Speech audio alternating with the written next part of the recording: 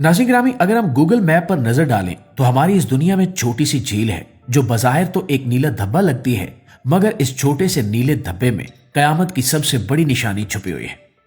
ये वही झील है जिसके सूखने का इंतजार खुद दज्जाल कर रहा है, वही झील जिसका तमाम पानी याजूज और माजूज पी जाएंगे, और ये वही झील है जिसके आसपास हजरत ईसा अलैहिस्सलाम दज्जाल का आखिरी ताक़ुब करेंगे। लेकिन हैरान कर देने वाली बात यह है कि आज इसराइल इस झील पर काबिज है, रोजाना इसके पानी को चेक करता है, हर लम्हा इसकी सतह को नापता है जैसे वो किसी आने वाले बड़े राज के इंतजार में हो। लेकिन सवाल यह है कि आखिर ये झील इतनी अहम क्यों है, ये पानी इतना ताकतवर क्यों है, और आखिर वो कौन सा राज है जिसकी वजह से दज्जाल भी इसके खुश्क होने का इंतजार कर रहा है, और क्यों नबी पाक ने हमें बार बार इस झील के बारे में खबरदार किया था। आज की इस वीडियो में हम इसी राज को खोलने जा रहे हैं, लिहाजा आपसे गुजारिश है कि इस कीमती और मालूमाती वीडियो को आखिर तक जरूर देखिएगा।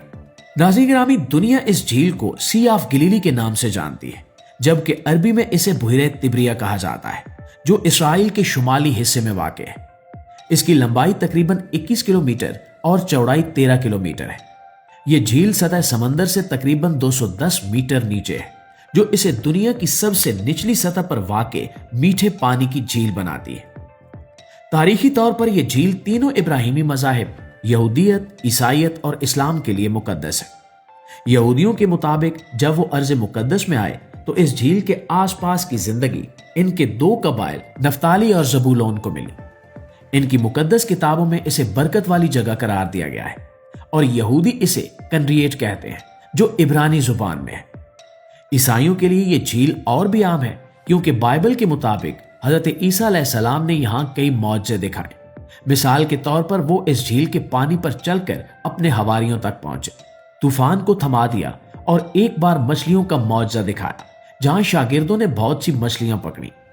आज भी दुनिया भर से ईसाई यहां ज़ियारत के लिए आते हैं। और अब अगर हम इस्लाम के तनाजुर में देखें तो ये झील कयामत की निशानियों का मरकज है। हमारे नबी करीम सल्लल्लाहु अलैहि वसल्लम ने कई अहादीस में इसका जिक्र फरमाया है। सबसे मशहूर हदीस हजरत तमीमदारी रजी अल्लाह ताला अन्हु की है, जो सही मुस्लिम में मौजूद है।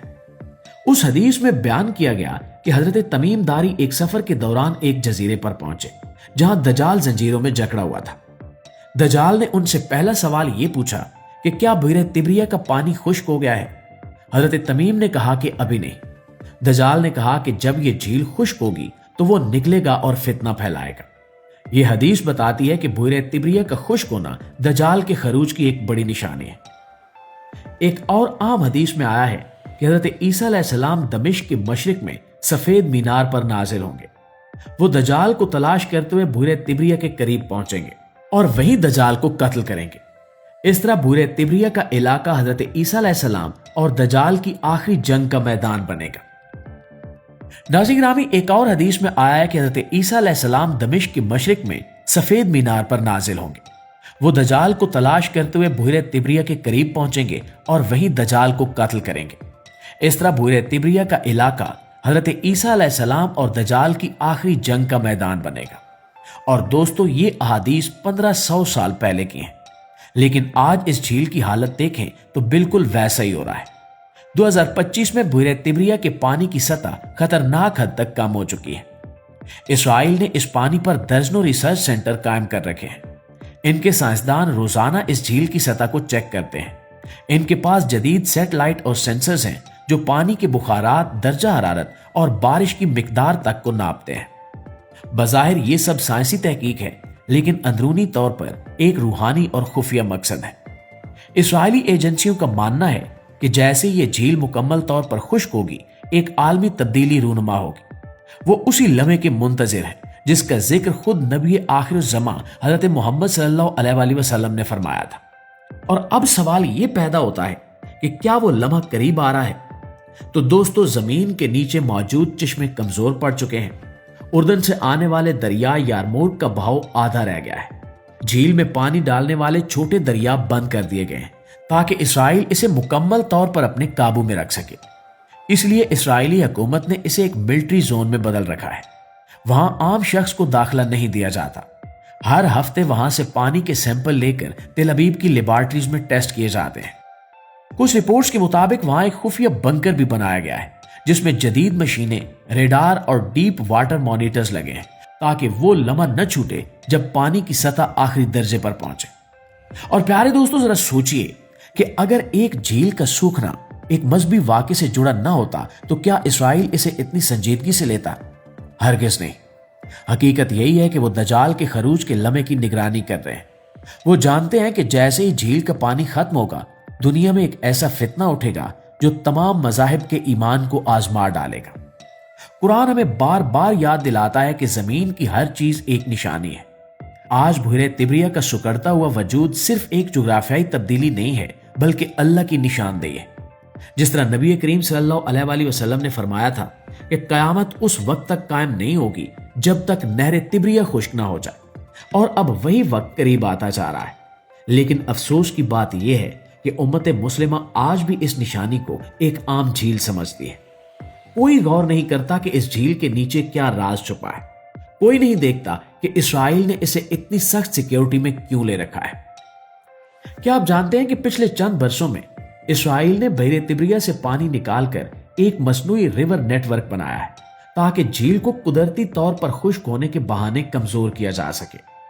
यह सब इत्तेफाक नहीं है, यह मुकम्मल मनसूबा बंदी के तहत हो रहा है। और दोस्तों, इसके अलावा एक और हैरान कर देने वाली निशानी भी अहादीस में मिलती है जो आज के दौर में खुली आंखों के सामने पूरी हो रही है। नबी अकरम सल्लल्लाहु अलैहि वसल्लम ने फरमाया था कि दजाल के जाहिर होने से पहले दुनिया में इल्म कम हो जाएगा और जहालत आम हो जाएगी।